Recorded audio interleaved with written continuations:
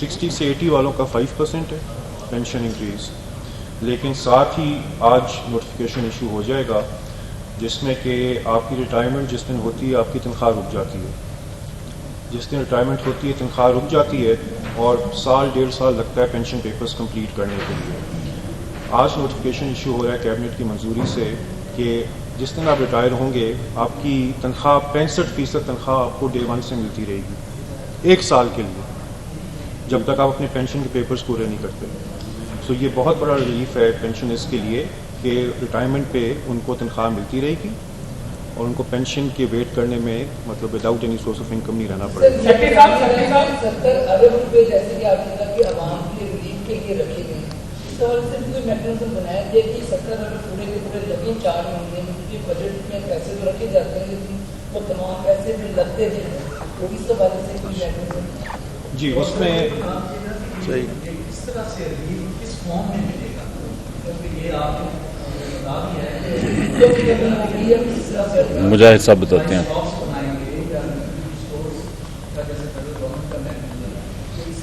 جی دیکھیں ابھی جو چل رہی تھی ریلیف وہ جنرل سبسڈی تھی، آپ سب کو پتہ ہے کہ جتنے کا آٹے کا ایک بیگ کسی امیر کو جس پرائز پہ ملتا تھا اسی پہ پرائز پہ کسی غریب کو بھی ملتا۔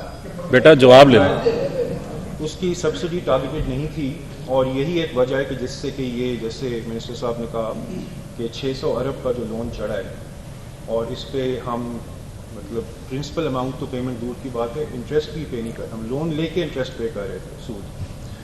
سو اب یہ جو 70 بلین رکھا گیا 4 مہینے میں یہ ہوگا ٹارگیٹڈ سبسڈی کے لیے، اور ٹارگیٹڈ سبسڈی 2-3 طرح سے ہو سکتی ہے، اس میں کیش ٹرانسفر بھی ہو سکتی ہے، اس میں آپ سستی اسینشیل کموڈیٹیز بھی دے سکتے ہیں۔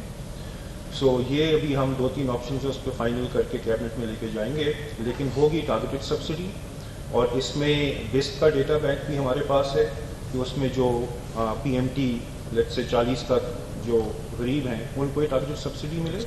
اس کے علاوہ صوبہ اپنی بھی رجسٹری صوبے نے ڈیولپ کر رہی ہے سوشو اکنامک رجسٹری، اور تیسرا ہمارے پاس ڈیٹا بینک وہ بھی ہے کہ جو لوگ رمضان میں فری آٹا لے کے گئے تھے۔ سو ان تینوں ڈیٹا بینکس کو مکس کر کے ہم ایک ٹارگیٹڈ سبسڈی کریں گے جس میں کہ غریبوں کو ایکچولی یہ ریلیف دی جائے گی۔ سر ایک تھوڑی سی یہ جو 70 بلین کی ایلوکیشن ہے یہ صرف 4 مہینے کے لیے، 70 یہ 4 مہینے کے لیے۔ سیٹ صاحب میرا آپ سے سوال ہے، میں جناب صاحب یہ فرمائیے گا کہ آپ نے پہلے جو ایک منٹ آپ ان کے بعد آپ کے پاس آ رہے ہیں۔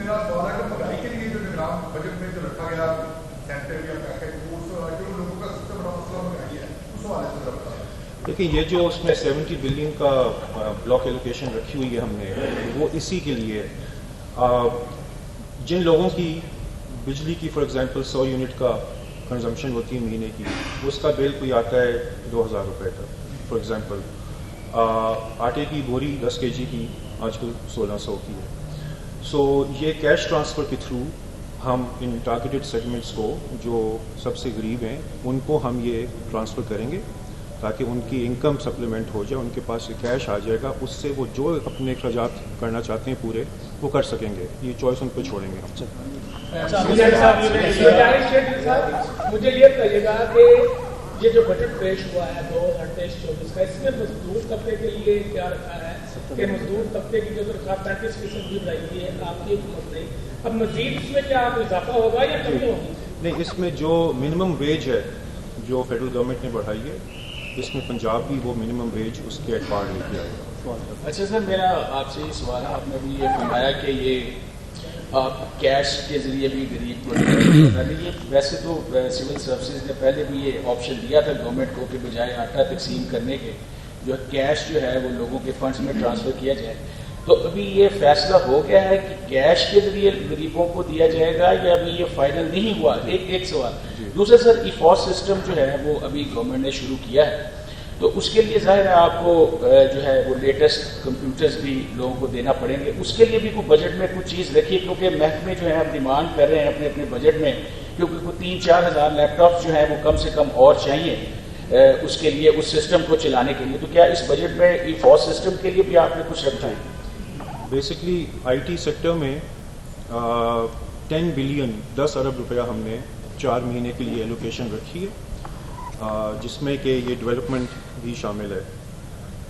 इसके अलावा जैसे मिनिस्टर साहब ने कहा कि IT training, education, IT business industry, उसमें पंजाब की हद तक जितने टैक्स थे जो कि सेल्स टैक्स ऑन सर्विसेज होता है, वो हमने ज़ीरो कर दिया है।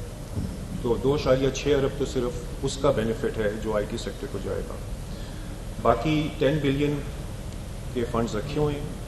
अलबत्ता महकमों के पास एडिक्वेट आईटी इक्विपमेंट है और ये ई-फॉस चलाने के लिए इनको इतने लैपटॉप नहीं चाहिए। एग्जिस्टिंग जो इक्विपमेंट महकमों के पास है, तमाम 40 महकमों के पास, वो एडिक्वेट है कि अगर उन्होंने ई-फॉस चलाना हो। बट अगर किसी महकमे को चाहिए तो पैसे हम वो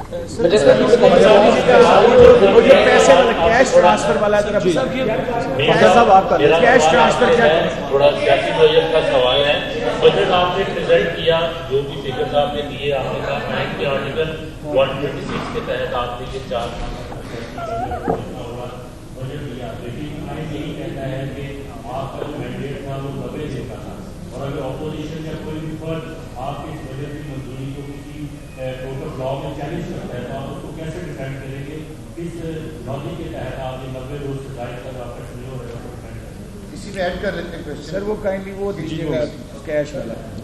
वो ये है कि अभी असेंबली की मुद्दत पूरी होने वाली है, उसके बाद इलेक्शन आना है, तो निगरान हुकूमत ने भी उसमें खत्म हो जाना, वेडिंग डेट अभी अनाउंस होनी है, तो उसके जो अखराजात हैं पंजाब हुकूमत के वो कितने रखे हैं इलेक्शन? हाँ जी, कॉन्स्टिट्यूशन में जो जनरल इलेक्शन नेशनल या प्रोविंशियल हैं वो फेडरल लेजिस्लेटिव लिस्ट में आते हैं।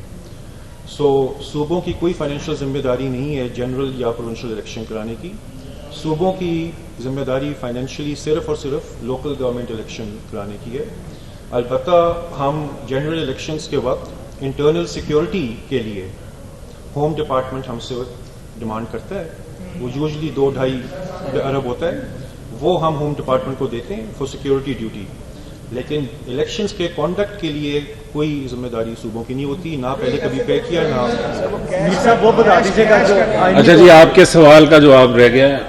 उसका जवाब ये है कि निगरान हुकूमत बनती है जब तक इलेक्शंस का इनेकाद नहीं हो जाता, निगरान हुकूमत कंटिन्यू करती है, और अगर इसमें कहीं से कोई डिले है, ताखीर है, तो वो मामला सुप्रीम कोर्ट में आपको पता ही है। अच्छा ये बताइएगा कि हर जो इसमें अदालत में जाती है, फेडरल गवर्नमेंट ने 17.5% इजाफा किया है, स्टेट गवर्नमेंट ने भी अपने एम्प्लॉइज को 17.5% पेंशन में इजाफा किया है। क्या पंजाब के